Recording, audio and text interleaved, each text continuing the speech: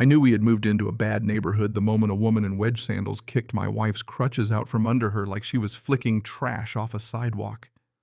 The aluminum hit the pavement with a sharp clatter. My wife hit the gravel a half-second later, and 50 neighbors at the HOA picnic just stood there frozen, holding paper plates like they'd all forgotten how to breathe.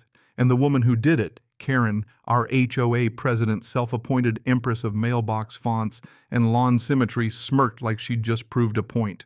Hannah caught herself with both hands, but not enough to save her palms from getting scraped raw on the gravel. I dropped to my knees beside her so fast I nearly knocked over a crock pot full of baked beans. I kept asking if she was okay, if her back was okay, if she needed me to call an ambulance. And when I looked into her face, expecting pain or humiliation or fury, what I saw instead was something far more dangerous. Calculation. Karen folded her arms and said loud enough for everyone to hear that she was tired of fakers milking sympathy in the neighborhood. She said it with that smug little laugh people use when they've spent too long being unpunished. A man near the lemonade table lowered his phone and muttered, "Jesus Christ." Another woman gasped so hard you could hear it over the cicadas. Karen still didn't get it. She thought she had embarrassed a stranger. What she had actually done was assault a sitting district judge in public 3 days before that judge was set to help untangle a fraud investigation circling the same HOA Karen had been running like her own private kingdom. We had moved there hoping life would get quieter after Hannah's spinal surgery. That was the whole dream, a little one-story house near the pond, a shaded porch, tomato plants in the yard, and enough peace for her to heal without city noise pressing in from every direction. Instead, we landed inside a gated neighborhood where Karen treated every resident like an unpaid extra in a play she believed she owned. She introduced herself our first day by slapping a compliance sticker on our mailbox because the house numbers weren't in the approved script. The next morning, she showed up again to inform Hannah that dragging crutches across decorative walkways damaged the tone of the community. At the time, we did what decent people do when they meet an obvious nuisance too early. We smiled, nodded, and told ourselves maybe she was just having a rough week. That picnic cured us of that fantasy. We had only gone because I talked Hannah into it. I said we should make an effort, meet people, show up with cornbread, prove we weren't moving in with an attitude. I pushed her there in her transport chair, and when she wanted to stretch her legs, she stood with the crutches and started toward the dessert table. That was when Karen came gliding over, looked Hannah up and down like she was inspecting a counterfeit handbag, and snapped. One quick strike with the heel of her sandal, that was all it took. The silence afterward felt eerie, like the whole neighborhood had slipped underwater. Then people started whispering. A guy named Trey stepped forward, holding up his phone, and said he had the whole thing on video. Karen's face twitched for the first time. She told him to delete it. He told her maybe she should Google assault law before she opened her mouth again. That got a few nervous laughs, but mostly the crowd just looked sick. Not surprised exactly. More like they had all just watched something they'd secretly believed she was capable of, but prayed they'd never actually see. We left early. Trey helped wheel Hannah home and stayed on our porch a while after talking in that careful, measured way older men do when they've seen enough nonsense to recognize a storm before it arrives. He told us Karen had taken over the HOA 3 years earlier through some procedural loophole after the former president moved away. Since then, rules got stricter, fines got weirder, money got harder to track, and somehow Karen always came out louder, richer, and more convinced she was untouchable. Hannah listened quietly, hands bandaged, eyes steady. Then she started asking questions, not emotional questions, precise ones. Budget allocations, voting records, contractor names, notice requirements, whether meeting minutes were archived. Trey paused halfway through answering and asked what she did for a living. Hannah smiled that small, unreadable smile of hers and said she'd recently been assigned to a courtroom in the district. She left it there. That night I made tea while she opened her laptop and began building what I started calling the Karen dossier. She wasn't angry. That was the eerie part. Hannah angry is human. Hannah calm is a loaded weapon with a law degree. By the end of the night, she had screenshots, county code references, HOA bylaws, and a spreadsheet open with enough tabs to scare a tax auditor. And Karen, God bless her arrogant little heart, just kept helping. The next morning, we found a note taped to our door, warning us not to leave mobility equipment on the porch. The day after that, the HOA newsletter ran a passive-aggressive paragraph about able-bodied participation in community beautification. Then came a violation notice for our ramp, the same ramp approved by the county and built to medical specifications after Hannah's surgery. Hannah read that one twice and laughed. Not a big laugh, just the quiet kind you hear right before someone buries you with paperwork. By the end of the week, Karen was hosting an emergency HOA meeting about disruptive new residents. Half the neighborhood rolled their eyes, the other half brought lawn chairs. Hannah didn't bother attending. Trey recorded it for us. Karen stood in the gazebo ranting about fake injuries, legal parasites, and her supposed right to interpret disability access because she once dated a guy in code enforcement. That was the moment I realized something bigger was happening. People weren't defending Karen anymore. They were enduring her, and endurance has an expiration date. Monday brought another violation notice, this one for non-compliant flower bed edging. We didn't even have flowers planted yet. Just dirt and stones left behind by the previous owner. Karen still slapped us with a fine and a suggestion that we use one of the HOA's approved landscaping partners. Hannah slid the letter into a folder labeled HOA Interactions and opened another document.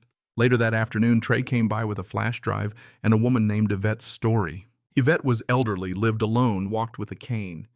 HOA contractors had ripped out her mailbox because it was supposedly 2 inches too close to the sidewalk. She begged them to stop, said she would fix it herself, and they ignored her. Someone filmed it.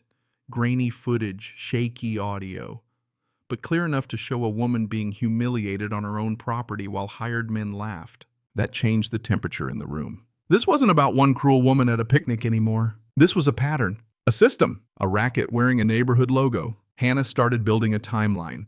Then she pulled county records and found something that turned the whole thing sideways.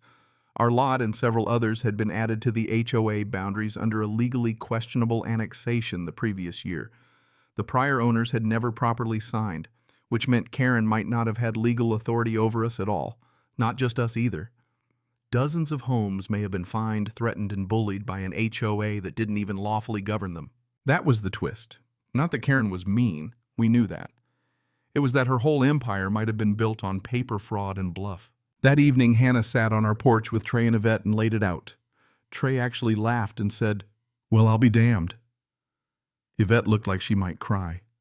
She told Hannah she'd been scared so long she had forgotten what it felt like to hear somebody speak back with confidence. Karen naturally escalated. She started trespassing onto our property with a clipboard and measuring tape. She sent a formal summons to a disciplinary hearing accusing us of non-compliance, defamation, and disruption of community harmony, which coming from her sounded like a snake filing a noise complaint against a flashlight.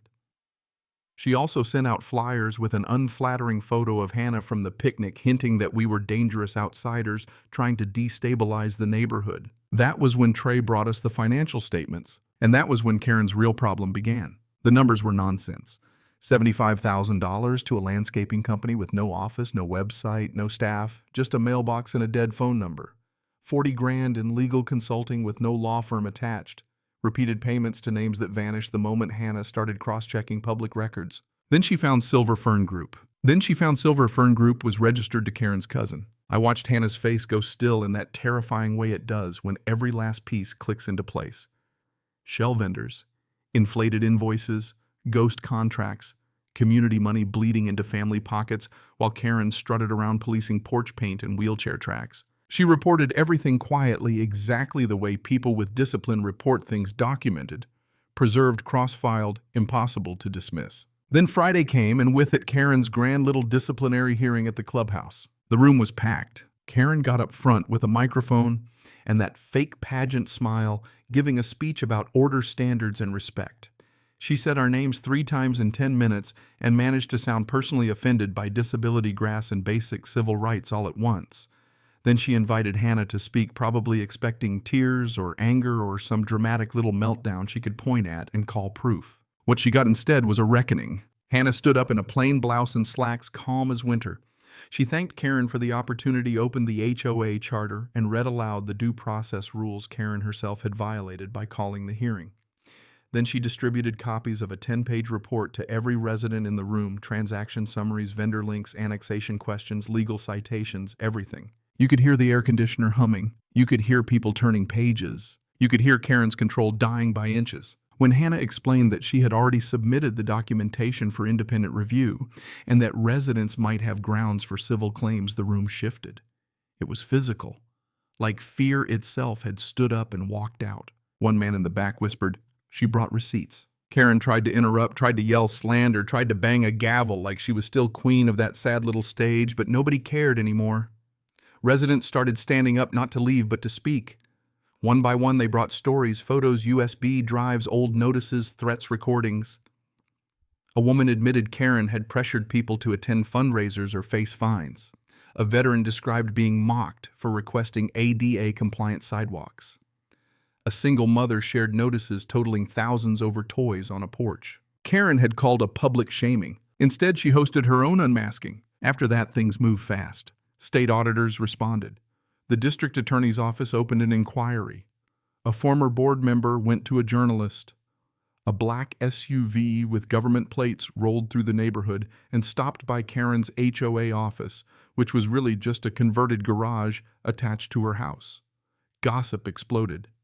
Karen sent one last desperate bulletin about restoring harmony and guarding against internal threats, which read less like neighborhood leadership and more like a suburban dictator having a nervous breakdown in Times New Roman. Then came court. Hannah disclosed everything she needed to disclose, recused where appropriate, and handled the rest exactly by the book.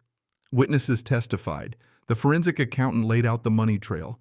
Karen's own board members started folding. And when the accountant explained the connection between Karen and the fake vendor, Karen finally snapped and screamed that the whole thing was a setup. It wasn't. It was consequence, and it had finally learned her address. The final judgment hit like thunder. Financial misconduct, abuse of power, discriminatory enforcement, emotional distress, restitution, asset freeze, audit, removal, permanent ban from HOA leadership, possible ADA-related civil rights exposure.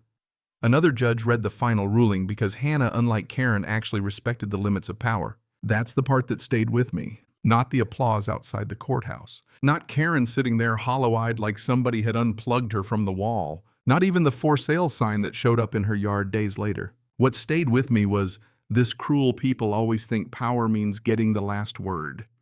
They think rules are weapons, titles are armor, and fear is the same thing as respect. But power without restraint eventually gets drunk on itself. It gets sloppy, it gets arrogant, and sooner or later it kicks the wrong pair of crutches. Back in the neighborhood, everything changed. The board was replaced, the books were opened, old fines got reviewed. Trey became president. People started helping each other instead of reporting each other. Kids rode bikes without their parents worrying some clipboard tyrant would write them up for chalk on the sidewalk. The ramp Karen wanted removed ended up lined with flower pots from neighbors who said they wanted to beautify it the right way with kindness. Karen moved out without a goodbye. No parade, no revenge scene. No one screamed at her. That was almost the sweetest part. She left the same way fear leaves a place, slowly, awkwardly, with nowhere left to stand. And sometimes on quiet mornings I look over at Hannah watering herbs on that porch, steady now, peaceful now, and I think about how badly Karen misread her. She thought she saw weakness. What she actually saw was restraint. She thought she was humiliating a wounded woman.